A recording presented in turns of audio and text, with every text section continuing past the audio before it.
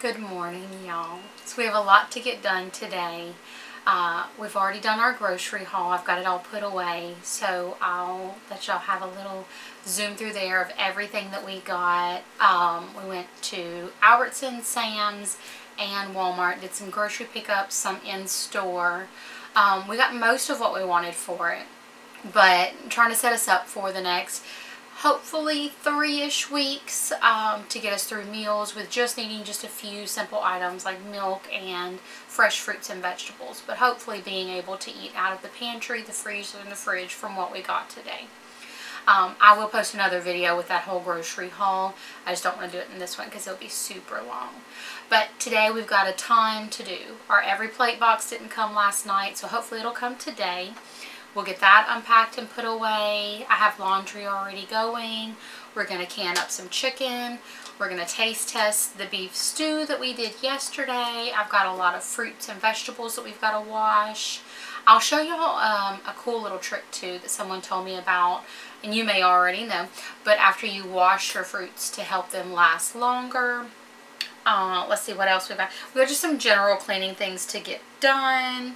And then we have our pork pozole in the crock pot cooking for dinner tonight before karate. So a bunch of stuff to get done.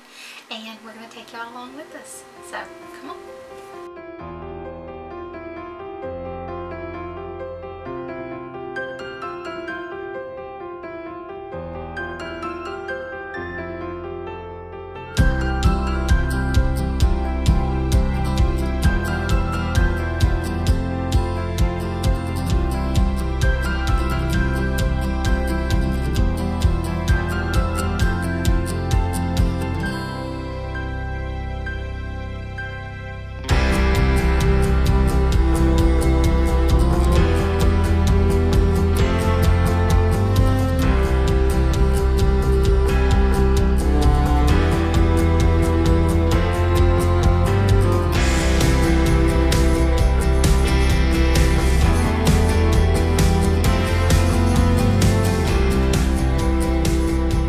So the tip that the lady gave me the other day is to save your berries and your fruit and make them last longer after you wash them. Well, one, wait to wash them until right when you want to eat them. So like the same day. I know that this will be the kids' first choice when they get out of school this afternoon, so that's why I'm going ahead and washing them now. But make sure they're super dry. And then use a glass jar to save them in. She said this will extend them by at least a few days. I'm not so concerned about the grapes because I know that they usually last us pretty good. But berries, I don't know, I've stopped buying them in bulk because they just don't last us. I'll buy them and then within a day or so before we even get to eat them, they're already molding, and there's just no point in that for me, especially raspberries. We have the most difficult time with raspberries. Y'all see I'm just using a old pasta sauce jar that we emptied out, and well, we didn't empty it out, but I saved it and washed it. So I'm just going to dry these berries and drop them all down in there. We'll get our grapes put away in a different bowl. I'll cut up the pineapple. We're going to shred this chicken and really get our day moving along.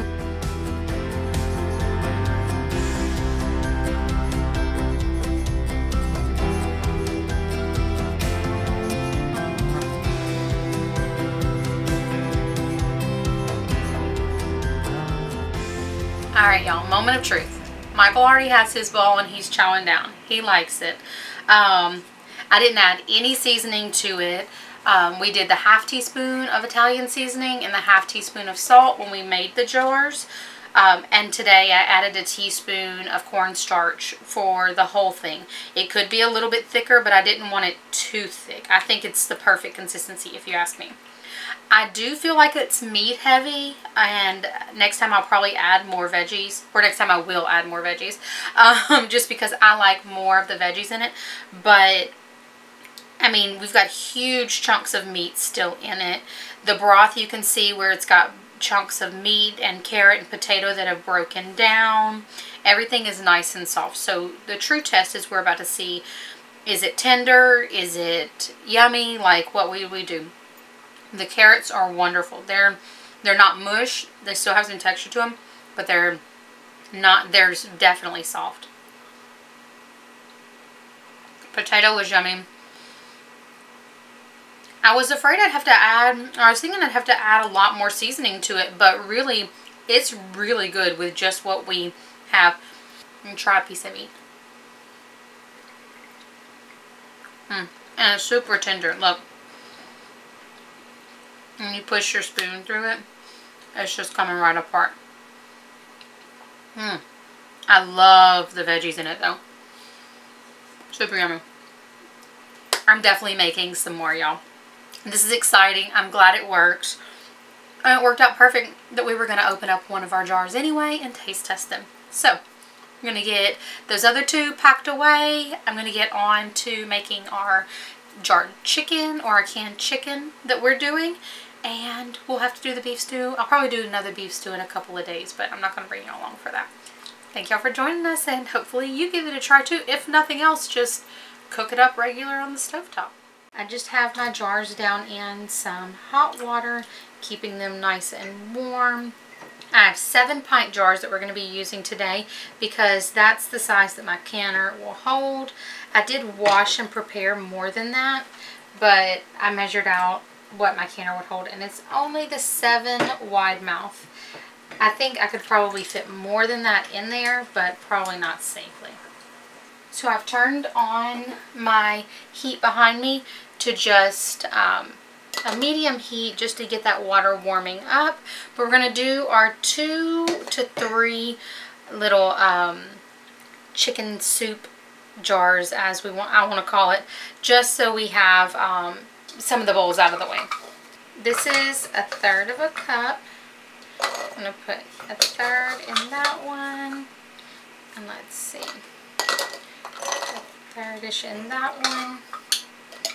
And then about 1/3 in this last one. And we'll just split these last little bits of carrots between. So I'm doing about 1/6. I'm just doing half of the 1/3 cup of onion. 1/3 of a cup of our potatoes that we have diced up.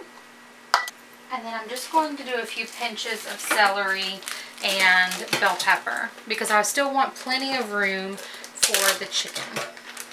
So now we're going to add in our chicken, and that's really our most important parts. And just push that down. So with these, it's super easy. We don't have to have any kind of measurements. I've already chopped or cubed up a little over 5 pounds of chicken. So this jar I may have to empty because I'm not able to fit hardly any chicken, and that's going to end up being just a vegetable jar because we would need 1 1/4 inch headspace. So we'll have to see. I might have been overzealous with my jars for veggies. There we go. Now these jars are going to be just chicken.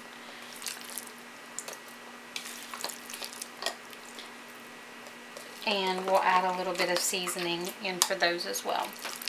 So I'm going to give these jars a little tap to see if it settles down any of this. And then we'll add a little bit of water and run our knife through and see if we need to add more or remove any.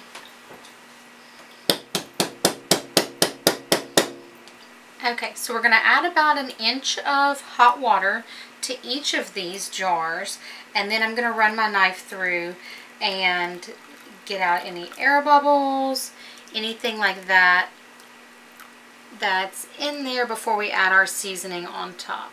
So we got about 1 inch of water in each of them, and I pushed my little butter knife, little plastic butter knife down into them to get out and kind of getting out air bubbles, but since there's still a lot of air, not really that, more just making sure all the liquid got to the bottom. But I'm adding in 1/2 teaspoon to each jar of salt, and then these with veggies in them, I'm going to add 1/2 teaspoon of Italian seasoning also.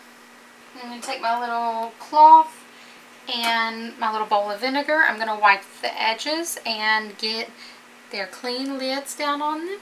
And we're going to get ready to move them into the canner. Now these are going to pressure can for 75 minutes. Now, because I'm at sea level, it'll only be at 11 pounds PSI. But if you're in a different sea level, different area, check your area. Alright, so we've got all of our jars in the canner. It's locked and closed.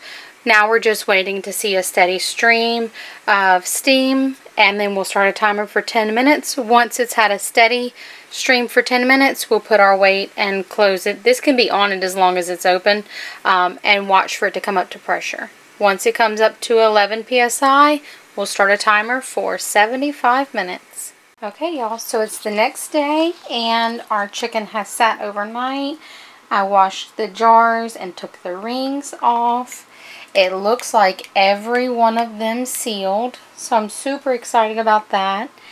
And look, I'm going to drop them. So even with us just adding to that 1 inch, you see the chicken made its own juice, and it's all covered and ready for us to use. Basically like boiled chicken for, I'm hoping, chicken noodle soup, chicken pot pies, just anything you would use some chicken for, like rotisserie chicken and all of that. And this is our little chicken soups. They turned out super yummy looking too. We've got our carrots, the potatoes, the chicken at the top. I probably next time will add the chicken to the bottom, just because, I don't know, I like the way it looks. But look at the carrot. I love how bright and vibrant the carrots and the peppers and everything still are too. So they all turned out good.